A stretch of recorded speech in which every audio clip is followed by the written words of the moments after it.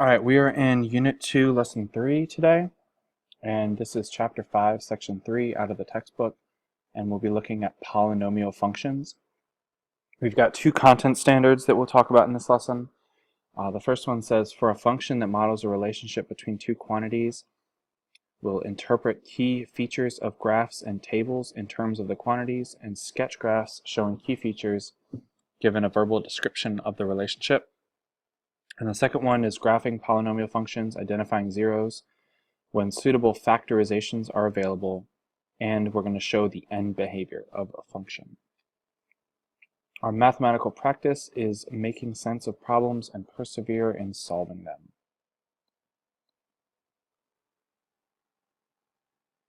So in our previous unit, we looked at how to analyze graphs of quadratic functions, and in this section we're going to evaluate polynomial functions and kind of look at the general shape of the graph of a polynomial function.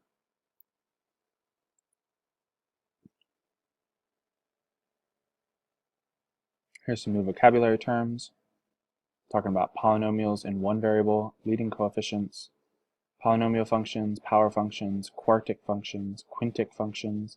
Each of these, this just means a fifth power, fourth power, and the end behavior. So example 1, what we're going to be looking at is the degree and the leading coefficient in a polynomial. So part A says state the degree and the leading coefficient of 7z cubed minus 4z squared plus z. If it's not a polynomial in one variable, explain why.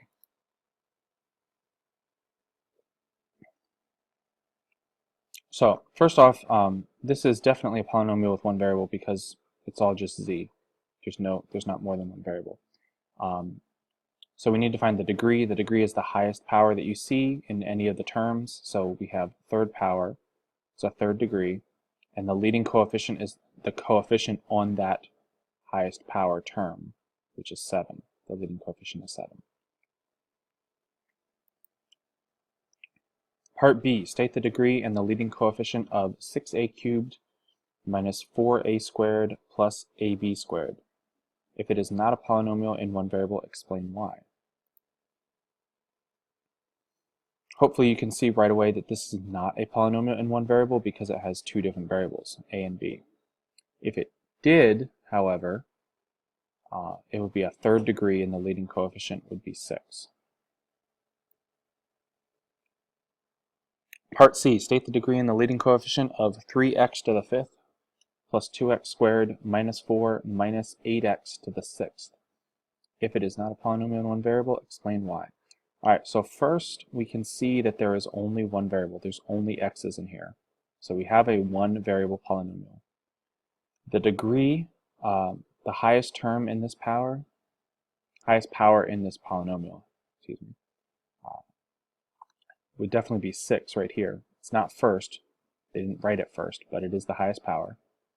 And the leading coefficient, the coefficient on that term is negative 8. Leading coefficient is negative 8. Alright, here's some check your progress problems. Find if this is a polynomial in one variable, find the degree and the leading coefficient. Moving on, let's see the answer. And this is B. It's a third degree and the leading coefficient is 3. Part B, once you have an answer, go on. And this is D because there are two different variables.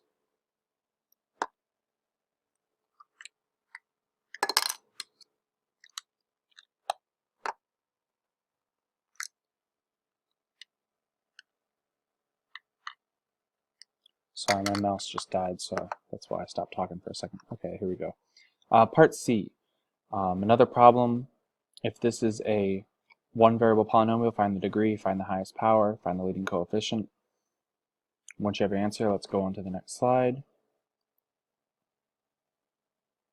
And this is letter B. The highest term came last, 7th power, and the coefficient was negative 5. All right, for example 2, we have a real-world example. We're going to be looking at how to evaluate a polynomial function. And evaluate is just another fancy word for saying solve something. So this is about respiration, which is breathing. It says the volume of air in the lungs during a 5-second respiratory cycle can be modeled by V of t equals negative 0.037 t cubed plus 0.152 t squared plus 0.173 t, where V is the volume in liters and t is the time in seconds. This model is an example of a polynomial function. Find the volume of air in the lungs 1.5 seconds into the respiratory cycle. So all we have to do here is throw that 1.5 and substitute it into the function for t. So we're finding V of 1.5. Our time is 1.5. We're going to plug it in at each point. You're going to have to use your calculator for this. When you do that, you're going to get an answer of about 0.4766.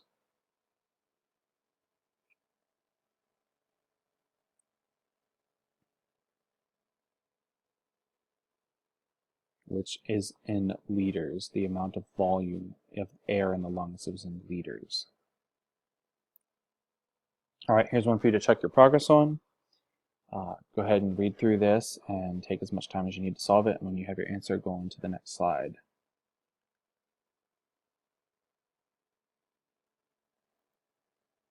Okay, our answer for this is A. The height of the toy rocket at 1.25 seconds would be 11.6 meters. All right, example 3. We're going to find function values of variables. So our question says we need to find b times 2x minus 1 minus 3b times x if b of m is 2m squared plus m minus 1.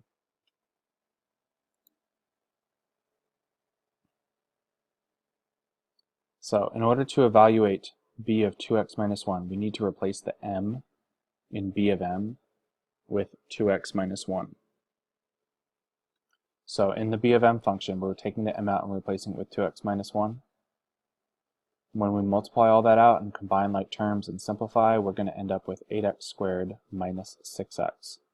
So this first piece up here is 8x squared minus 6x. Then we have to come over and find what 3 times b of x would be.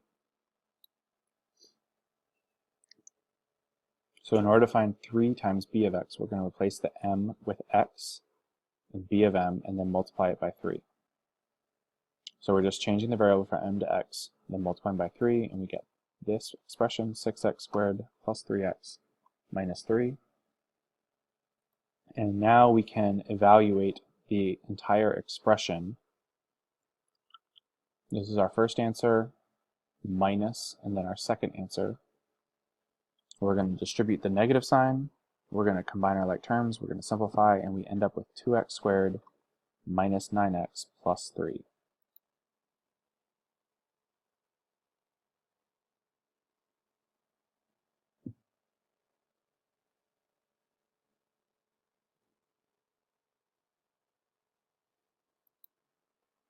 All right, check your progress problem. G of 2x plus 1 minus 2 times g of x. And that's if g of b is b squared plus 3. So pause the video as long as you need, work out the problem. When you have your answer, come on back here and advance to the next slide to find out the answer.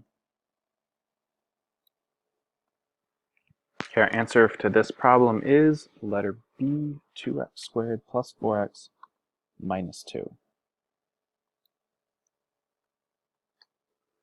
All right, we're going to talk about end behavior for polynomial functions now. So there's a couple things you have to look at. The first thing that you would want to look at is the degree of the polynomial. And polynomials can either have odd degrees or even degrees. And the way you tell if it's an odd or an even degree is you look at the highest power. Again, in the problem, just like we have been doing. So if the highest power is an even number, then the graph is going to look something kind of like this parabola type shape. It's going to face up, if the leading coefficient is positive. It's going to face down if the leading coefficient is negative.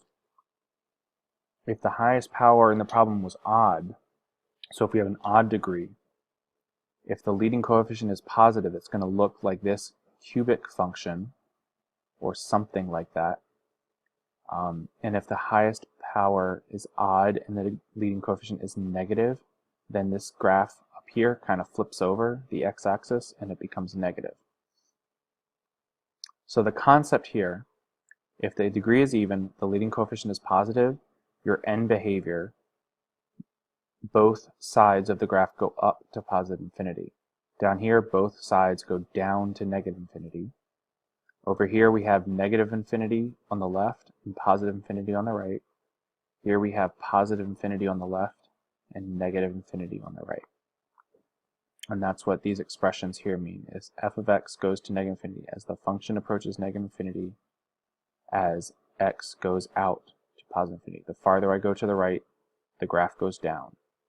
The farther I go to the left, the graph goes up, and so on and so forth through the rest of this graph. Here's a concept. Odd degree functions will always have an odd number of zeros, and even degree functions will always have an even number of zeros, or they won't have any zeros. So, example 4, we're going to be looking at a graph of a polynomial function. Part A says that for the graph, we need to describe the end behavior, determine whether it represents an odd degree or an even degree function, and state the number of zeros. So looking at this, I see that this graph goes down to negative infinity on both sides.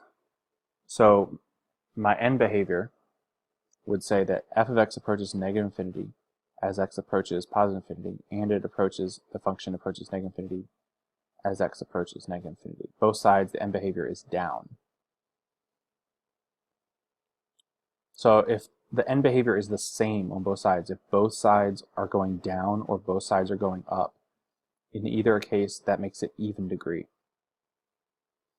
And the last thing, if you look at it, either there's an even number of zeros, or there aren't any at all. You figure that out. It would be how many times it crosses the x-axis. This doesn't ever cross, so it has no zeros. Okay, for this graph, same kind of process. So our end behavior to the left, as x goes to negative infinity, the function goes to negative infinity. As x goes to positive infinity, the function goes up to positive infinity. When it goes down, up, or up, down, when it's different on each side, that makes it an odd degree polynomial. And we only see one place where it crosses the x-axis, so there's only 1 zero.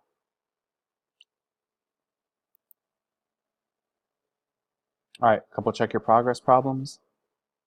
Pause the video as long as you need. When you have your answer, come on back and go to the next slide. And our answer to part A is letter B. This is even degree because both sides go up. And there's 2 zeros because it crosses the x-axis twice.